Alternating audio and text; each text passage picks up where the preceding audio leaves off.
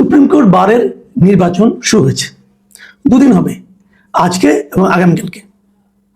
Supreme court বারের নির্বাচনকে সবসময় এর আগে থেকে বহু বছর ধরে আমরা একটা নির্বাচনের একটা উদাহরণ হিসেবে উল্লেখ করতাম।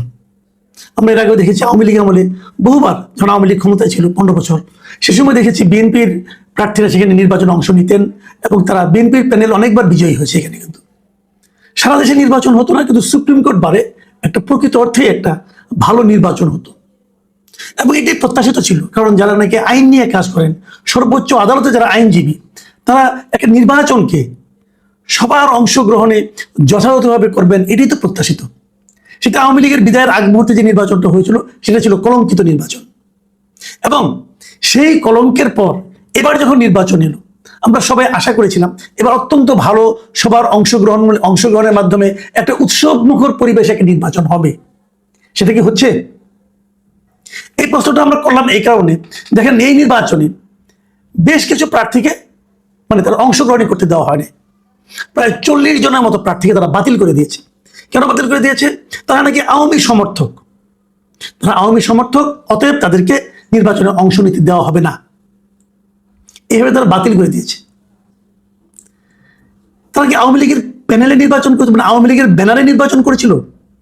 অথবা যারা বিএনপির সমর্থক বলে নিজেদেরকে বলছেন, তারা কি বিএনপির ব্যানারে নির্বাচন করছেন, বিএনপির প্রতীক নিয়ে নির্বাচন করছেন? এ ধরনের পেশাজীবী সংগঠনের যে নির্বাচনগুলি হয়, সেগুলি কি কোনো দলীয় ব্যানারে হয়? হয় না তো। তাহলে আপনি কেন বুঝবেন যেটা আওয়ামী লীগের নির্বাচন হচ্ছে? এখানে এরা আওয়ামী লীগ অংশ নিচ্ছে এবং তারা যুক্তি হিসেবে বলেছেন যে জুলাই, যুক্তির সঙ্গে আপনারা দেখেন ওরা কি বলছেন। কারণ হিসেবে তারা বলছেন যে জুলাই গণ অভ্যুত্থানকারীদের লিখিত আবেদন এবং সাধারণ আইনজীবীদের আপত্তির কারণে আওয়ামী লীগ সমর্থক আইনজীবীরা সুপ্রিম কোর্ট আইনজীবী সমিতির নির্বাচনে অংশ নিতে পারছেন না। কারণ হলো সাধারণ আইনজীবীদের আপত্তিতে কোথায় করলো? সাধারণ আইনজীবী কারা? যাদেরকে বাতিল করলেন তারা কি অসাধারণ আইনজীবী? তারা তো সাধারণ আইনজীবী। আবার জুলাই গণ অভ্যুত্থানকারীদের লিখিত আবেদন, জুলাই গণ অভ্যুত্থানকারী কারা? জুলাই গণ অভ্যুত্থানকারী সারা দেশের মানুষ আপনাদের কাছে অ্যাপ্লাই করছে। এইভাবেই যে আপনারা কাজটা করলেন, নির্বাচনটাকে কি করলেন? কলুষিত করলেন। ভয় কেন পেলেন? হয়তো আপনারাই জিততেন। এটা যে ভয় পেয়ে করেছেন এটা কিন্তু বোঝা যাচ্ছে। এখন বিষয়টা কি? বিষয়টা হচ্ছে যে বাংলাদেশে আওয়ামী লীগের রাজনীতি এই মুহূর্তে রাজনৈতিক কার্যক্রম নিষিদ্ধ আছে। কিন্তু আপনারা জানেন যে অন্তর্বর্তীকালীন সরকার আমলে তারা সন্ত্রাস বিরোধী অধ্যাদেশটাকে সংশোধন করেছিল, এবং সংশোধন করার পরে যে জিনিসটা হয়েছিল, আগে কেউ সন্ত্রাস বিরোধী সন্ত্রাসী কোনো কর্মকাণ্ড করলে তাকে সন্ত্রাস বিরোধী আইনে নিষিদ্ধ করা যেত, অন্য কিছু করা যেত।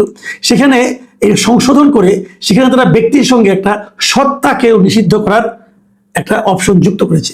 সত্তা মানে কোনো একটা পলিটিক্যাল পার্টিকে।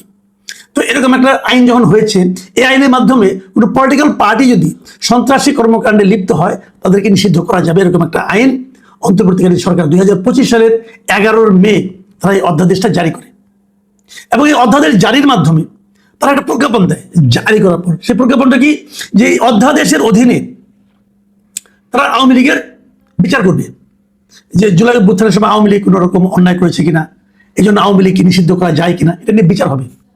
এবং যতদিন আওয়ামী লীগের বিচার চলবে ততদিন তারা প্রজ্ঞাপন জারি করে যে আওয়ামী লীগ এবং তার অঙ্গ সংগঠন কোনো ধরনের রাজনৈতিক কর্মকাণ্ড করতে পারবে না। খেয়াল করুন, এখন তারা এই আইনটাকে এখানে দেখাচ্ছে যে এই যে আওয়ামী সমর্থক আইনজীবীরা এখানে রাজনীতি করছে, এই যে ইলেকশন করবে, এটা কিন্তু কথা হলো সুপ্রিম কোর্ট বারের ইলেকশন, এটা কি কোনো রাজনৈতিক কর্মকাণ্ড? সুপ্রিম কোর্ট বারে যারা নির্বাচিত হবে তারা কি এখানে বসে রাজনীতি করবে? আমি ধরে নিলাম ওনাদের সে কথা ঠিক, কিন্তু আমি একটা বেসিক পয়েন্ট নিয়ে কথা বলতে চাই আপনাদের সঙ্গে। বেসিক পয়েন্টটা হলো, রাজনৈতিক দল করা, সংগঠন করা, এটা বাংলাদেশের নাগরিকদের একটা সাংবিধানিক অধিকার। মানুষকে সংবিধান এই অধিকারটা দিয়েছে যে আপনি কোনো সংগঠন করতে পারবেন, আপনি রাজনীতি করতে পারবেন। তো এখানে যেটা হয়েছে যে আপনি অধ্যাদেশ করেন, বিচার করেন, কোনো সমস্যা নাই। সেটার মাধ্যমে বিচারে যদি প্রমাণিত হয় যে না আওয়ামী লীগ রাজনীতি করতে পারবে না, ওকে। কিন্তু যতদিন বিচার শেষ না হবে ততদিন পর্যন্ত আওয়ামী লীগ রাজনৈতিক কর্মকাণ্ড চালাতে পারবে না বলে যে প্রজ্ঞাপন জারি করেছেন, একটা প্রজ্ঞাপন দিয়ে কি আপনি মানুষের সাংবিধানিক অধিকারকে রহিত করতে পারেন? আমাকে এই কথা খালি জবাব দেন। সরকার একটা প্রজ্ঞাপন জারি করে কি একটা মানুষের, নাগরিকের সাংবিধানিক অধিকারকে রহিত করতে পারে কিনা? কিভাবে পারবে? তো আপনি বিচার করবেন, করেন, কোনো সমস্যা নাই। বিচার তো সংবিধান অনুযায়ী হবে, কোনো ব্যাপার না এটা। কিন্তু বিচার হওয়ার আগেই আপনি যে তাদের সংগঠন করার অধিকার তাদেরকে রহিত করছেন। সুপ্রিম কোর্ট বারে ইলেকশন করবে, একটা সংগঠনের মাধ্যমে তারা নির্বাচনে অংশ নেবে, জনগণ চাইলে ভোট দিবে নাহলে দিবে না, মানে উকিল যারা মেম্বার যারা আছেন তারা চাইলে ভোট দিবে নাহলে দিবে না। সেইটাকে আপনি বন্ধ করবেন কিভাবে? কারা করছে? যারা আইন নিয়ে কাজ করে তারা করছেন। আমরা বলি না যে 2014 সালে এই দেশে এক নির্বাচন হয়েছিল, আমরা বলি বিনা ভোটে নির্বাচন, এবং সেটা নিয়ে কিন্তু আমরা আওয়ামী লীগকে দোষারোপ করি যে ওই নির্বাচন তো বিএনপি বর্জন করেছিল, অনেক রাজনৈতিক দল বর্জন করেছিল, তবু আপনারা একা একা নির্বাচন করে নিয়েছেন। আমরা সমালোচনা করি। 2014 সেই নির্বাচনে আওয়ামী লীগ কিন্তু বলে নাই যে বিএনপি নির্বাচন করতে পারবে না। তারা সবাইকে ডেকেছে, কিন্তু যাদেরকে ডেকেছে তাদের আওয়ামী লীগের উপর আস্থা ছিল না। তারা ভেবেছিল যে আওয়ামী লীগ নির্বাচনটা একতরফা নিজেরা করে নেবে, সেই জন্য তারা নির্বাচনে অংশ নেয়নি। আওয়ামী লীগ একাই নির্বাচন করে নিয়েছে, এর মধ্যে অর্ধেকেরও বেশি আসনে তারা বিনা প্রতিদ্বন্দ্বিতা নির্বাচিত হয়েছে। আমরা সমালোচনা করেছি, এখনো করি। আমরা বলি যে ভোটারবিহীন নির্বাচন ছিল সেটি। কিন্তু এবার কি হলো? এবার তো আওয়ামী লীগকে আপনি নির্বাচন করতেই দিলেন না। আওয়ামী লীগকে আপনি রাজনীতিও করতে দিচ্ছেন না, বলছেন আওয়ামী লীগের বিচার হবে। বিচার করলে তো আমার কোনো আপত্তি নেই, বিচার আপনারা করেন ভাই, কিন্তু বিচার হওয়ার আগেই কেন আপনি তাকে শাস্তিটা দিচ্ছেন? তার ব্যাখ্যাটা কি? এটা পারেন কিনা আমার সন্দেহ আছে, আমি জানি না, কিন্তু এই বিতর্কটা কিন্তু চলতে থাকবে। দেখুন, আওয়ামী লীগের সমালোচনা কিন্তু বিএনপি অনেকবার করেছে, বিভিন্ন দলই করে, এবং আওয়ামী লীগের সবচেয়ে বড় সমালোচনা হলো যে 75 সালে তারা কিন্তু সবগুলো রাজনৈতিক দলকে নিষিদ্ধ করে তারা একটা বাকশাল গঠন করেছিল। তাদের ভাষায় সবগুলো দলকে তারা বাকশালের মধ্যে একীভূত করেছিল। তার মানে একটা রাজনৈতিক দলকে নিষিদ্ধ করলে পরবর্তী সময় ইতিহাসে সেটা সেই সময়ের যে সরকার থাকে তাদের জন্য একটা নেতিবাচক বৈশিষ্ট্য হিসাবে কিন্তু চিহ্নিত হয়। সেই নেতিবাচক দায়িত্ব বিএনপি কেন নিচ্ছে? এই যে নির্বাচন করতে দিচ্ছে না, এটা কি বিএনপির জন্য কি কোনো বাড়তি সম্মান বয়ে আনছে, নাকি প্রমাণ হচ্ছে যে বিএনপি নির্বাচনকে ভয় পায়? আমরা আর মামুর আমারকে নির্বাচন হচ্ছে, বিএনপি আছে, জামাত আছে, এনসিপি আছে। এই বারের নির্বাচনে এনসিপি সমর্থকের কিছু আইনজীবী এখানে আছে, তারা মিলে নির্বাচন করবে, আওয়ামী লীগকে করতে দিবে না। এই ধরনের উদাহরণ কিন্তু গত কয়েক মাসে আমরা বিভিন্ন জেলা যে আইনজীবী সমিতিগুলো আছে সেখানেও দেখেছি। সেটা নিয়ে আমি সমালোচনা করেছি যে এটা নির্বাচন হলো না, এটা তো সিলেকশন হলো, নিজেরা একটা কিছু করলেন।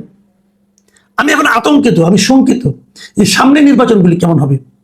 আমরা বিএনপিকে একটা গণতান্ত্রিক দল হিসেবে বিশ্বাস করতে চাই, কিন্তু বিএনপির যারা নাকি অনুগত লোকজন আছে তারা কি সেটা করতে চাচ্ছে? আমি বিভিন্ন পেশায় কিন্তু একই জিনিস দেখছি, এমনকি আমাদের সাংবাদিকতা পেশায় একই রকম নমুনা কিন্তু আমরা দেখছি অলরেডি, যে অনেককে নির্বাচনে বাইরে রাখার পায় তারা। আমি জিততে পারবো না, অতএব যে জিততে পারতো তাকে বাইরে রাখো, এই হলো নমুনা। এটা কিন্তু আপনার সংগঠনের সক্ষমতাকে প্রকাশ করে না, বরং দুর্বলতাটাকেই নগ্ন করে দেয়। প্রিয় দর্শক, এখন এই পর্যন্তই। আল্লাহ হাফেজ।